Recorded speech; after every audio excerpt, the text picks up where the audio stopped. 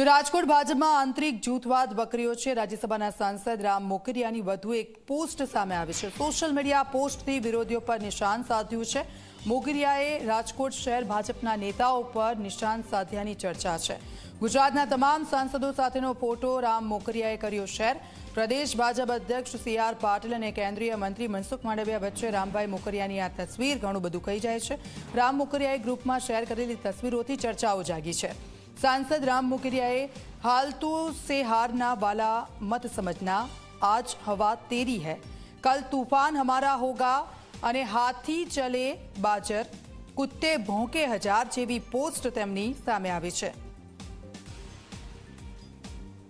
ગૌરવ દવે અમારી સાથે ફોનલાઈન પર જોડાઈ ગયા છે। ગૌરવ, સતત પોસ્ટ કરીને ચર્ચામાં રહેલા રામ મોકરિયાની વધુ એક પોસ્ટ ઘણું બધું કહી જાય છે।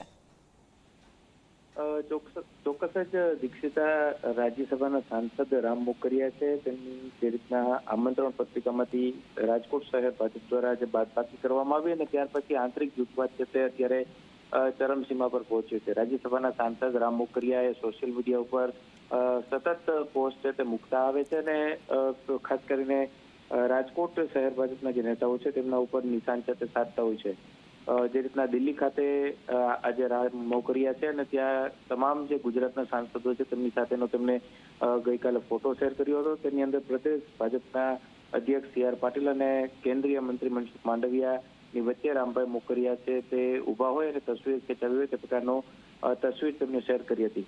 ઘણો એવો મેસેજ છે તે તેઓ આપવાનો પ્રયાસ છે તે કરી રહ્યા છે અને તેમને સોશિયલ મીડિયાની અંદર જે પોસ્ટ વાયરલ કરી છે તેની અંદર પણ લખવામાં આવ્યું છે કે हालातों से हार ने वाला मत समझना, आज हवा तेरी है, कल तूफान हमारा होगा।